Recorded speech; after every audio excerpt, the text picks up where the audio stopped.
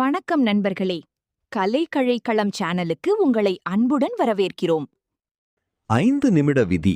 விரிவான விளக்கம். சோம்பல் என்பது ஒரே நேரத்தில் வரக்கூடிய பெரிய பிரச்சனை அல்ல. அது ஆரம்பிக்க முடியாமை என்ற சிறிய தடையிலிருந்து தொடங்குகிறது. அந்த தடையை உடைக்க உதவும் ஒரு மிக எளிய ஆனால் சக்தி வாய்ந்த முறைதான் 5 நிமிட விதி. இந்த விதி என்ன? நீங்கள் எந்த ஒரு வேலைக்காகவும் படிக்க வேண்டும், வேலை செய்ய வேண்டும், உடற்பயிற்சி செய்ய வேண்டும், வீடியோ எடுக்க வேண்டும், அல்லது எந்த முக்கிய டாஸ்காக இருந்தாலும் இப்போ முடியல, சோம்பலா இருக்குன்னு தோன்றினால் உடனே ஒரு முடிவெடுக்க வேண்டும். நான் இதை முழுசா செய்ய மாட்டேன், சும்மா 5 நிமிடம் மட்டும் செய்றேன். இதன் ரகசியம் என்ன?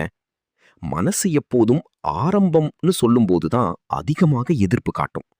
ஆனா நீங்கள் 5 நிமிடம் மட்டும்னு சொன்னால் மனசு அத பெரிய வேலைன்னு நினைக்காது. அழுத்தம் குறையும், பயம் குறையும், தொடங்குவது எளிதாகும். முக்கியமான விஷயம், start is the hardest part. ஆரம்பமே கடினம். 5 நிமிடம் செய்த பிறகு என்ன நடக்கும்? அற்புதமான விஷயம் இதுதான். 5 நிமிடம் வேலை செய்த பிறகு மூளை ஏற்கனவே ஆரம்பிச்சாச்சுன்னு அக்செப்ட் பண்ணும். சோம்பல் தானாக குறையும். பெரும்பாலும் நீங்கள் தொடர்ந்தே செய்வீர்கள். 5 நிமிடம் 30 நிமிடம் 1 மணி நேரமாக மாறிவிடும். காரணம் மொமெண்டம், வேக சக்தி உருவாகிவிடும். ஒரு சின்ன உதாரணம். நீங்கள் படிக்க வேண்டியிருக்கிறதுன்னு வைத்துக் கொள்ளுங்கள். 2 மணி நேரம் படிக்கணும்னு நினைத்தால் மூளை எதிர்ப்பு காட்டும், சோம்பல் வரும். சும்மா 5 நிமிடம் புத்தகம் திறக்கிறேன்னு சொன்னால் நீங்கள் தொடங்குவீர்கள். 5 நிமிடம் போயிடும். பிறகு தொடர்வது ஈஸியாகிவிடும். இந்த விதி எங்கெல்லாம் பயன்படும்? படிப்பு, உடற்பயிற்சி, வீட்டு வேலை, யூடியூப் கண்டென்ட் கிரியேஷன், வேலை, ப்ராஜெக்ட், புத்தகம் வாசிப்பு. முக்கியமான டேக்அவே: சோம்பலை வெல்ல மோட்டிவேஷன் வேண்டாம், பெரிய திட்டம் வேண்டாம், சிறிய ஸ்டார்ட் மட்டும் போதும். 5 நிமிடம் தான், ஆனால் அது உங்கள் வாழ்க்கையை மாற்றும் ஆரம்பம். 2 பெரிய வேலையை சிறு பகுதிகளாக பிரி. Detailed explanation. ஒரு பெரிய இலக்கை ஒரே முழு வேலை போல பார்த்தால் மனதில் உடனே ஒரு அழுத்தம், பிரஷர் உருவாகும். இதை நான் எப்படி முடிப்பேன்? இது ரொம்ப பெரியது, நாளைக்கு பார்க்கலாம். இப்படியான எண்ணங்கள் தான் சோம்பலுக்கு முக்கிய காரணம். ஏன் பெரிய வேலை சோம்பலை உருவாக்குகிறது? ஒரு பெரிய வேலை என்பது அதிக நேரம் தேவைப்படும் போல தோன்றும். எங்கே இருந்து தொடங்குவது என்று தெரியாது. முழு வேலை ஒரே பார்வையில் கஷ்டமாக தெரியும். இதனால் பிரெயின் அவாய்ட் மோடுக்கு போயிடும், அதாவது செய்யாமல் தள்ளி போடும் நிலை. அதற்கு சரியான தீர்வு சிறு பகுதிகளாக பிரித்தல். ஒரு பெரிய இலக்கை சிறு சிறு டாஸ்காக பிரிச்சா பிரெயின் அதை ஈஸி டாஸ்க் என்று அக்செப்ட் பண்ணும். உதாரணம்: பெரிய வேலை, யூடியூப் வீடியோ உருவாக்க வேண்டும். இது சோம்பலை உருவாக்கும். சிறு பகுதிகள்: தலைப்பு எழுதுவது, ஸ்கிரிப்ட் அவுட்லைன் உருவாக்குவது, ஃபுல் ஸ்கிரிப்ட் எழுதுவது, வாய்ஸ் ரெக்கார்ட் செய்வது, தம்ப்நெயில் டிசைன், அப்லோட் செய்வது. இப்போ ஒவ்வொன்றும் சின்ன சின்ன வேலையா மாறும். இதனால் என்ன மாற்றம் வரும்? வேலை எளிதாக தெரியும், ஆரம்பிக்க மனது தயாராகும், முடிக்க முடியும் என்ற நம்பிக்கை வரும். சோம்பல் குறையும், தொடர்ந்து வேலை செய்ய மோட்டிவேஷன் அதிகரிக்கும். முக்கிய மனப்போக்கு: நான் பெரிய வேலை செய்ய வேண்டும் என்று நினைக்காதீர்கள். நான் அடுத்த சிறு ஸ்டெப் மட்டும் செய்ய வேண்டும் என்று நினையுங்கள். ஒரு powerful formula: big goal equals small steps plus consistency. ஒரே நாளில் சிறு பகுதி செய்தாலே போதும். நேரத்தோடு பெரிய இலக்கு தானாக முடியும். ஷார்ட்டா: ஒரே பெரிய வேலை பார்த்தால் சோம்பல் வரும்.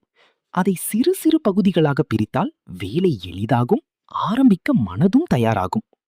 3. காலை ருட்டீன் கட்டாயம். இன்னும் விரிவாக, காலை நேரம் என்பது ஒரு நாளின் மிக முக்கியமான தொடக்கம். இந்த நேரத்தில் நீங்கள் என்ன செய்கிறீர்கள் என்பதுதான் உங்கள் நாள் எப்படி போகும் என்பதை தீர்மானிக்கிறது. வெற்றி பெற்றவர்கள் பலரும் ஒரு விஷயத்தில் ஒரே மாதிரி இருக்கிறார்கள்: அவர்கள் காலை நேரத்தை வீணாக்க மாட்டார்கள். காலை நேரத்தின் சக்தி என்ன? காலை எழுந்தவுடன் உங்கள் மனம் மிகவும் அமைதியாக இருக்கும். அப்போது கவலைகள் குறைவாக இருக்கும், வெளி டிஸ்ட்ராக்ஷன் குறைவாக இருக்கும். முடிவெடுக்கும் திறன் அதிகமாக இருக்கும். அதனால்தான் காலை நேரம் ஹை ப்ரொடக்டிவிட்டி டைம் என்று சொல்லப்படுகிறது. ஏர்லி வேக்கப் ஏன் முக்கியம்? 1. நாள் முழுவதும் கட்டுப்பாடு உங்கள் கையில் வரும். நீங்கள் சீக்கிரம் எழுந்தால் நாள் உங்களை ஓட்டாது, நீங்கள் நாளை ஓட்டுவீர்கள். இதுதான் டிசிப்ளினின் முதல் படி. 2. சோம்பல் இயற்கையாக குறையும். தாமதமாக எழுந்தால் உடல் சோர்வாக இருக்கும், அதனால் மேலும் சோம்பல் வரும். ஆனால் ஏர்லி வேக்கப் செய்தால் உடல் ஆக்டிவ் மோடுக்கு மாறும். 3. நேரம். 4. மொபைல் மற்றும் சோஷியல் மீடியா கட்டுப்பாடு. இன்னும் விரிவான விளக்கம். இன்றைய காலத்தில் மொபைல் இல்லாமல் வாழ்க்கை இல்லை என்ற நிலை வந்துவிட்டது. ஆனால் அதே மொபைல்தான் நம்முடைய சோம்பல், கவனச்சிதறல், நேர வீண் ஆகியவற்றுக்கு முக்கிய காரணமாக மாறுகிறது. இதை சரியாக கட்டுப்படுத்தினால் வாழ்க்கை முழுவதும் பெரிய மாற்றம் வரும். சோஷியல் மீடியா எப்படி சோம்பலை உருவாக்குகிறது? டோபமீன் ட்ராப், மூளை அடிமை பழக்கம். இன்ஸ்டாகிராம் ரீல்ஸ், யூடியூப் ஷார்ட்ஸ் போன்றவை சிறிய அளவில் மகிழ்ச்சியை தொடர்ந்து தருகிறது. இதனால் மூளை சுலபமான மகிழ்ச்சிக்கு பழகிவிடும். கடினமான வேலை செய்ய மனம் வராது. கவனம் உடைதல், ஃபோக்கஸ் டேமேஜ். ஒரு வேலையை தொடங்கும்போது ஒரு நோட்டிஃபிகேஷன், ஒரு மெசேஜ், ஒரு வீடியோ சஜஷன், உடனே கவனம் மாறிவிடும். வேலை பாதியில் நிற்கும். முடிக்க முடியாமல் சோம்பல் வரும். ஒப்பீட்டு மனநிலை, கம்பேரிசன் எஃபெக்ட். சோஷியல் மீடியாவில் மற்றவர்கள் success, luxury life, travel, happiness இதை பார்த்து நான் எதுவும் செய்யவில்லை என்ற எண்ணம் வரும். மோட்டிவேஷன் குறையும். சோம்பல் அதிகரிக்கும். நேர உணர்வு இல்லாமை. 5 நிமிடம்தான் ஸ்க்ரோல் பண்ணுகிறேன் என்று ஆரம்பித்து 30 நிமிடம், 1 மணி நேரம், சில நேரம் 3 மணி நேரம் கூட போய்விடும். கட்டுப்பாடு இல்லையெனில் ஏற்படும் பிரச்சனைகள்: வேலை தாமதம், தூக்க நேரம் கெடுதல், மன அழுத்தம், ஸ்ட்ரெஸ், இலக்குகள் பின்தங்குதல், சோம்பல் அதிகரித்தல். சரியாக பயன்படுத்தினால் நல்லதும் உண்டு. தகவல் கிடைக்கும், புதிய கற்றல் வாய்ப்பு, தொடர்பு வசதி, பிசினஸ் மற்றும் ஏர்னிங் ஆப்பர்ச்சுனிட்டிஸ். பிரச்சனை மொபைல் இல்லை, பயன்படுத்தும் முறைதான் பிரச்சனை. கட்டுப்படுத்தும் சக்தி வாய்ந்த வழிகள்: டைம் பிளாக் சிஸ்டம். ஒரு நாளை பிரிக்கவும்.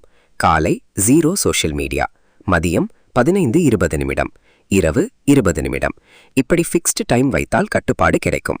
ஆப் லிமிட் செட் செய்யவும். இன்ஸ்டாகிராம் 30 நிமிடம், யூடியூப் 45 நிமிடம். லிமிட் முடிந்ததும் ஆப் லாக் ஆகும்.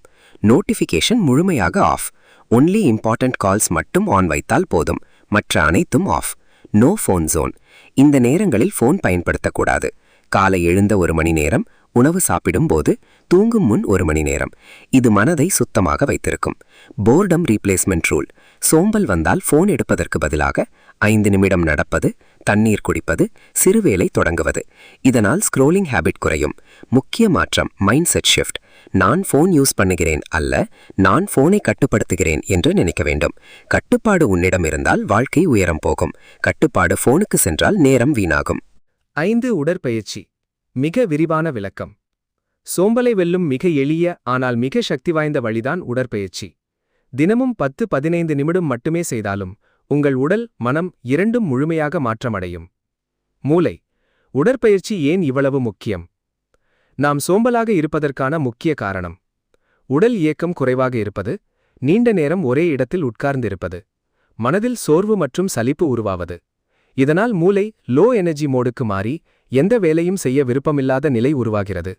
ஆனால் உடற்பயிற்சி செய்தவுடன் இரத்த ஓட்டம் அதிகரிக்கிறது, மூளைக்கு அதிக ஆக்சிஜன் செல்கிறது, உடல் முழுவதும் சுறுசுறுப்பு ஏற்படுகிறது. இதுதான் சோம்பலை உடனே குறைக்கும் முக்கிய காரணம். தசனம். 10-15 நிமிடம் எப்படி பெரிய மாற்றம் தருகிறது? சிறிய நேரம் என்றாலும் அதன் விளைவு பெரியது. உடனடி எனர்ஜி பூஸ்ட் கிடைக்கும், தூக்க உணர்வு குறையும், மனம் லேசாகும், வேலை செய்யும் ஆர்வம் வரும், கவனம், ஃபோக்கஸ் அதிகரிக்கும். முக்கியம் நேரம் அதிகமல்ல, தொடர்ச்சி, கன்சிஸ்டன்சி தான். மூளை. மூளையில் என்ன நடக்கிறது? உடற்பயிற்சி செய்யும்போது மூளையில் சில முக்கிய ஹார்மோன்கள் வெளிவரும்.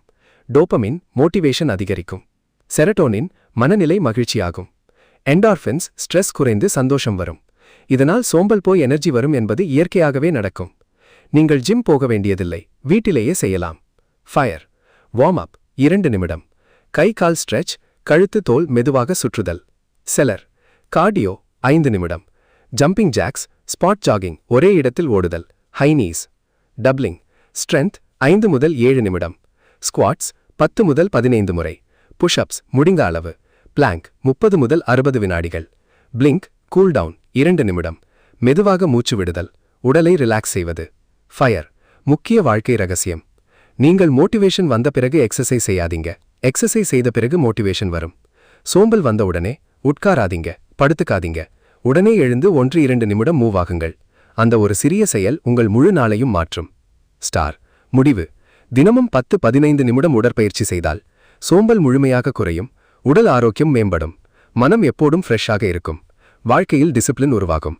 ஒரு சிறிய உடற்பயிற்சி ஒரு பெரிய வாழ்க்கை மாற்றம். இலக்கு எழுதுங்கள். மிகவும் விரிவான விளக்கம். இலக்கு எழுதுவது என்பது சாதாரண பழக்கமல்ல. அது உங்கள் வாழ்க்கையை மாற்றும் ஒரு பவர்ஃபுல் டிசிப்ளின் டூல். நீங்கள் என்ன சாதிக்க வேண்டும் என்பதை மனதில் மட்டும் வைத்திருந்தால் அது தெளிவில்லாமல் இருக்கும். ஆனால் அதை எழுதும்போது அது ஒரு உண்மையான திட்டமாக, ரியல் பிளானாக மாறுகிறது. மனதில் இருக்கும் இலக்கு தெளிவில்லாமல் இருக்கும், எப்போது வேண்டுமானாலும் மறந்து போகும், செயலாக மாறாமல் போகும். ஆனால் எழுதப்பட்ட இலக்கு உங்கள் மனதை ஃபோக்கஸாக வைக்கும், தினமும் நினைவூட்டும், உங்களை ஆக்ஷன் எடுக்க தூண்டும். அதனால்தான் சொல்வார்கள், write it down equals make it real. எழுதாத இலக்கு ஏன் சோம்பலை அதிகரிக்கிறது? நீங்கள் இலக்கு எழுதவில்லை என்றால் என்ன செய்ய வேண்டும் என்று கன்ஃபியூஷன் வரும், நாளைக்கு பண்ணலாம் என்று தள்ளி வைப்பீர்கள், மோட்டிவேஷன் குறையும், சோம்பல் அதிகரிக்கும். காரணம், மனம் தெரிவில்லாததை செய்ய விரும்பாது. இலக்கு எழுதும் சரியான முறை. சின்னதாக ஆரம்பிக்கவும். பெரிய இலக்கு பயத்தை தரும், அதனால் அதை சின்னதாக பிரிக்க வேண்டும். உதாரணம், மக்ஸ் நான் பெரிய சக்சஸ் அடைவேன். வக்ஸ் நான் தினமும் 1 மணி நேரம் ஸ்கில் கற்பேன். தெளிவாக எழுதுங்கள். உங்கள் இலக்கு மிக தெளிவாக இருக்க வேண்டும். உதாரணம், மக்ஸ் நான் நல்லா ஆகணும். வக்ஸ் நான் தினமும் 30 நிமிடம் இங்கிலீஷ் பேச பிராக்டிஸ் செய்வேன். நேரம் சேர்க்கவும். எப்போது செய்வது என்று எழுதுங்கள். உதாரணம், காலை 6 மணி எக்ஸசைஸ், இரவு 9 மணி ஸ்டடி. இது டிசிப்ளின் உருவாக்கும். தினமும் பார்க்கும் பழக்கம். எழுதியதை ஒரு பேப்பர், டைரி, மொபைல் நோட்டில் வைத்து காலை எழுந்ததும் பார்க்கவும், இரவு தூங்கும் முன் பார்க்கவும். இது மனதை ரீசெட் செய்யும். பிரெயின் எப்படி வேலை செய்கிறது? நீங்கள் இலக்கை எழுதும்போது பிரெயின் அதை இம்பார்ட்டன்ட் மிஷன் என்று நினைக்கும்.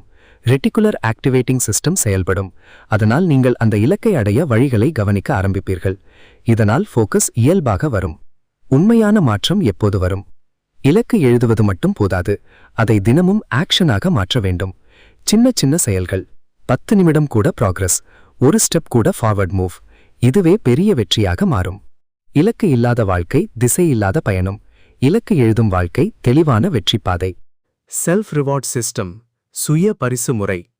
சோம்பலை வெல்லவும் வேலை செய்யும் ஆர்வத்தை அதிகரிக்கவும் மிக எளிய ஆனால் சக்தி வாய்ந்த ஒரு வழிதான் self reward system.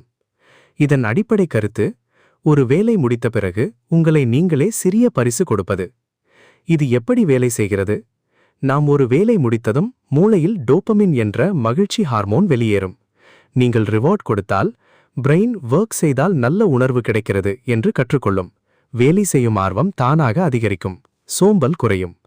Self reward system ஏன் முக்கியம்? பலர் வேலை தொடங்கவே சோம்பல் காட்டுவார்கள். காரணம், வேலை என்று மூளை நினைக்கிறது. ஆனால் ரிவார்ட் சிஸ்டம் பயன்படுத்தினால் வேலை என்று மகிழ்ச்சி, முயற்சி என்று சந்தோஷம், பழக்கம் என்று டிசிப்ளின். எளிய செல்ஃப் ரிவார்ட் ஐடியாஸ். சிறிய வேலை முடிந்ததும் 10-15 நிமிடம் மொபைல் யூஸ், ஃபேவரட் சாங் அல்லது மியூசிக், சின்ன ஸ்நாக் அல்லது சாக்லேட், டீ அல்லது காஃபி பிரேக், 1 ஷார்ட் வீடியோ அல்லது 8 சாங், 5 அல்லது 10 நிமிடம் ரெஸ்ட். முக்கியம், ரிவார்ட் சிறியதாக இருக்க வேண்டும். எப்படி பயன்படுத்துவது? பெரிய டாஸ்கை சிறு சிறு பகுதிகளாக பிரிக்கவும். உதாரணம், ஸ்டடி என்றால் 30 நிமிடம், கிளீனிங் என்றால் 2 ஸ்மால் டாஸ்க்ஸ், ஒர்க் ப்ராஜெக்ட் என்றால் 3 பார்ட்ஸ். ஒவ்வொரு பகுதிக்கும் ஒரு ரிவார்ட் செட் பண்ணுங்கள். Example, 30 minute study, 10 minute break, 1 task finish, music listen. வேலை முடித்ததும் உடனே ரிவார்ட் கொடுங்கள். டிலே பண்ணாதீர்கள். இமீடியட் ரிவார்ட் பிரெயினுக்கு ஸ்ட்ராங் சிக்னல் கொடுக்கும். தவிர்க்க வேண்டிய தவறுகள்: அதிக நேரம் ரிவார்ட் எடுத்துக்கொள்வது, வேலை முடிக்காமல் ரிவார்ட் கொள்வது, பெரிய ரிவார்ட் கொடுத்து டைம் வேஸ்ட் செய்வது. ரிவார்ட் என்றால் சிறியதாக, கண்ட்ரோல்டாக, ஷார்ட் டைமாக. இறுதி உண்மை, செல்ஃப் ரிவார்ட் சிஸ்டம் சரியாக பயன்படுத்தினால் சோம்பல் குறையும், வேலை செய்யும் ஆர்வம் அதிகரிக்கும், டிசிப்ளின் இயல்பாக வளர ஆரம்பிக்கும். உங்கள் பிரெயின் ஒர்க் என்றால் என்ஜாய்மெண்ட் என்று மாற்றம் பெறும். சுருக்கமாக சொன்னால், சிறிய வேலை, சிறிய பரிசு, பெரிய முன்னேற்றம்.